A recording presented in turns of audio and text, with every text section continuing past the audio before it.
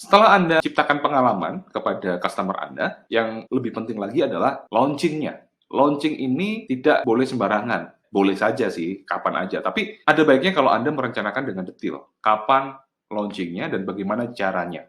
Agar orang itu benar-benar mau membeli. Karena orang itu tidak akan membeli ketika mereka tidak merasa terdesak, tidak merasa emosional, dan mungkin mereka menganggap bahwa, oh ya ini penting. Tapi banyak hal-hal yang penting yang lain juga dalam kehidupan kita, benar nggak? Jadi seseorang itu tidak hanya menganggap bahwa membeli buku kita adalah hal yang paling penting. Ini masalah prioritas, ya. Ini masalah value, ini masalah prioritas. Jadi kalau misalkan buku kita dianggap penting, tapi ada banyak hal yang lebih penting dari buku kita, maka kita perlu untuk melakukan strategi tertentu agar orang tersebut menganggap buku kita itu lebih penting daripada kepentingan-kepentingan yang lain. Tentu saja ini juga harus manusiawi, kita juga harus ekologis, tidak boleh menggunakan kalimat-kalimat yang terlalu bombastis sehingga orang itu akhirnya menyesal ketika membaca buku kita karena tidak seperti yang kita janjikan, begitu ya. Jadi kita perlu untuk juga lebih manusiawi juga dalam menjual. Tapi di sini launching ini penting juga. Jadi semua orang tahu mereka membutuhkan suatu produk dan ingin membeli. Tapi mereka membutuhkan alasan kenapa harus membeli sekarang. Kenapa harus membeli sekarang? Jadi hot market itu mereka memang ingin beli, tapi mereka juga membutuhkan alasan kenapa harus membeli sekarang. Nah, masalahnya adalah ketika mereka menunda 2 hari atau 3 hari atau bahkan seminggu, mereka sudah lupa. Dorongan untuk membeli itu sudah turun. Mereka sudah terdistraksi oleh kebutuhan lain atau masalah-masalah yang lain, yang akhirnya sudah nggak minat lagi gitu loh. Jadi kita perlu untuk segera membantu calon pembeli kita untuk segera membeli karena nanti akan terdistraksi dengan kebutuhan-kebutuhan lain.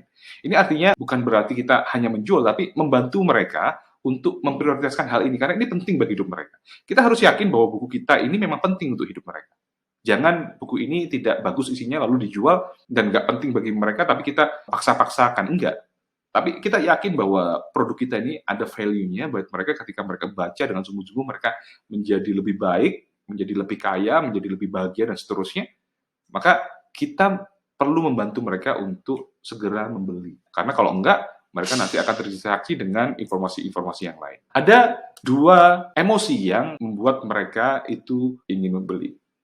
Yang pertama adalah ketakutan, yang kedua adalah keserakahan. Kalau misalkan Anda ke mall misalkan ya, di situ ada diskon. Di situ ada diskon dan diskonnya besar begitu, dan barangnya terbatas dan biasanya ada masa berlakunya atau masa diskonnya. Di situ yang dimainkan adalah emosi takut dan emosi serakah. Emosi takut misalkan kita menganggap bahwa itu adalah barang yang langka. Tersisa 1, tersisa 2 gitu. Jangan sampai menyesal. Ini sudah dibooking orang dan sebagainya. Itu membuat kita itu takut, ya, membuat kita itu takut. Dan juga serakah karena ini sangat terbatas. Oh, kita akhirnya wah pingin begitu, dan karena ini murah lalu kita ngambil banyak begitu. Mumpung banyak. Nah, jadi yang dimainkan adalah ketakutan dan keserakahan. Ini dorongan terbesar manusia untuk bergerak. Bahkan ini juga orang bisa melakukan kejahatan karena 2 emosi ini ya. Terus bagaimana caranya, teknisnya seperti apa menciptakan 2 emosi ini? Kalau Anda bisa lihat di situ, untuk memancing emosi takut ya, ada kata-kata paling lambat. Anda membeli promo ini paling lambat, diskon 50% paling lambat, terbatas hanya sampai, buku ini hanya dicetak 100 eksemplar, terbatas hanya bagi Anda yang ingin benar-benar, atau harga naik, seminggu lagi harga naik, atau besok harga naik, tahun baru harga sudah naik. Ini membuat orang menjadi takut. Lalu serakah, dapatkan hadiah, beli 1 dapat 2. Ini membuat orang serakah karena, wah kalau aku beli ada sesuatu yang aku dapatkan nih. Jadi dia akhirnya muncul nih, greedy-nya, muncul emosi serakahnya ya. Ini pentingnya launching dan kita memainkan emosi dari market atau calon market kita, calon pembeli kita. Dan bagaimana cara melakukan launching? Ada tahapannya yang perlu Anda perhatikan dan Anda nanti praktekkan ya. Jadi yang pertama, kumpulkan database. Sebelum Anda menjual, Anda perlu memastikan bahwa ada database. Database apa? Database orang-orang yang sudah jadi warm market atau hot market. Ini penting, karena Anda tidak bisa menjual kalau Anda tidak punya daftar orang yang akan Anda juali, gitu ya. Anda tidak bisa menjual kalau nggak ada orang yang Anda akan tawari. Nawarin ke siapa? Nggak jelas, gitu.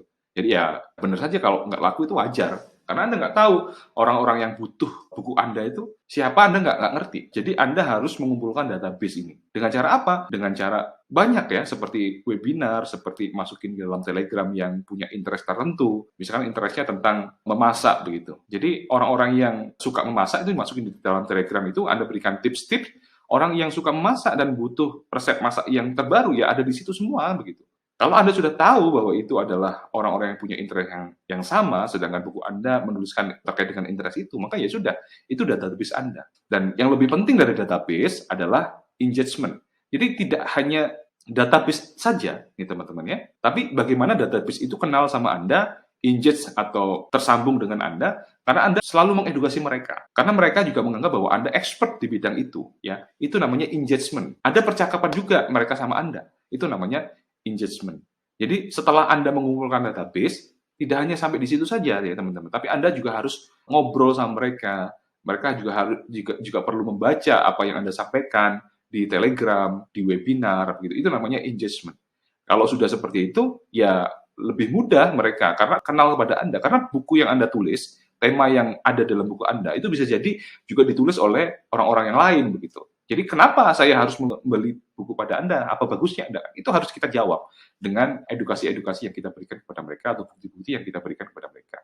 Jadi database tadi dikumpulkan dan juga nanti melakukan engagement. Jadi database ini dari mana saja? Ini banyak sebenarnya. Database itu bisa dari orang yang tidak kita kenal, lalu kita berikan tulisan-tulisan tertentu yang mereka ketika membaca status kita, mereka tertarik dan menjadi follower kita, akhirnya mereka kenal dengan customer journey tadi, lalu database-nya kita ambil dengan dimasukkan ke dalam Telegram atau kita minta mereka mengklik link, di situ ada landing page di mana kita akan memberikan e-book misalkan, lalu mereka mengisi form dan kita akan mengirimkan ke email mereka atau ke WhatsApp mereka. Nah, dari situ kita mendapatkan database. Oh, orang ini yang punya minat terhadap topik yang saya tulis dalam buku saya, misalkan seperti itu. Jadi itu database bisa dapat dari situ. Atau dari peserta-peserta webinar yang ikut webinar kita. Topiknya ya mirip atau sama dengan buku yang kita tulis.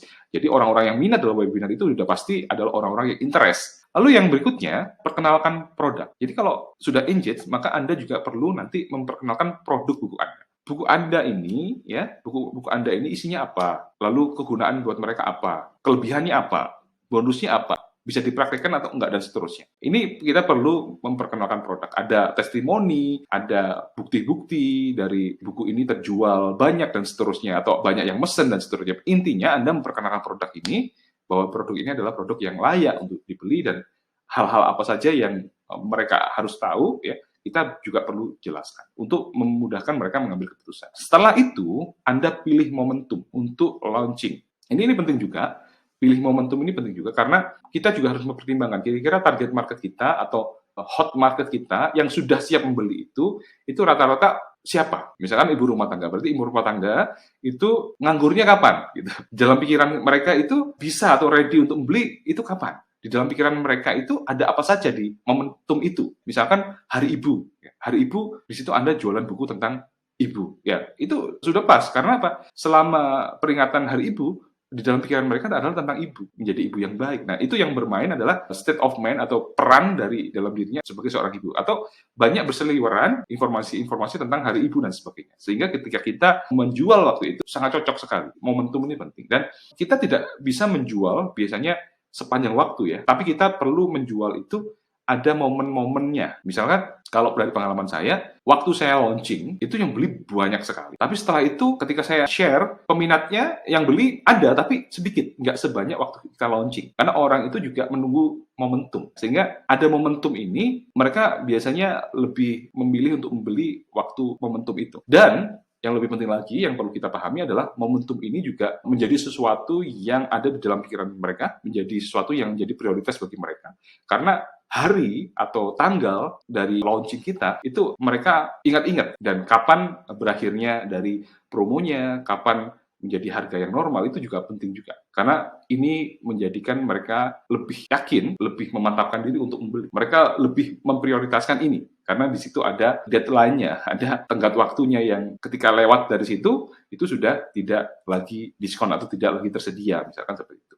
Jadi kalau sudah memilih momentumnya, maka Anda bisa launching. Nah, ini adalah merencanakan launching. Dan untuk melipat gandakan penjualan Anda tidak harus berjualan sendiri, ini pentingnya. Anda bisa menggunakan reseller. Jadi, waktu mengumpulkan database di sini, Anda juga selain mengumpulkan calon pembeli, Anda juga perlu untuk mengumpulkan calon reseller. Kita perlu tahu bahwa ada orang-orang itu yang memang suka buku dan mereka juga suka menjualkan buku. Atau orang yang memang memiliki kebutuhan secara finansial mendapatkan penghasilan tambahan. Kita bisa mengedukasi mereka bahwa ketika mereka menjualkan buku kita ada keuntungan ya 30.000, 20.000 setiap buku. Dan mereka tidak perlu stok buku misalkan. Kita yang langsung ngirim, mereka hanya dropship aja, mereka hanya bantu menjualkan saja begitu. Sehingga mereka tidak rugi, mereka juga tidak perlu biaya-biaya tertentu ya. Mereka hanya share-share saja dapat uang begitu. Ya, itu bisa juga seperti itu. Jadi ada juga yang reseller itu harus beli buku 10 eksemplar dulu atau 1 eksemplar dulu baru punya hak untuk menjualkan. Ada yang seperti itu. Tapi kalau saya biasanya lebih pada dropship. Mereka nggak usah modal, ya sudah. Setelah itu mereka menjual saja. Itu merencanakan launching.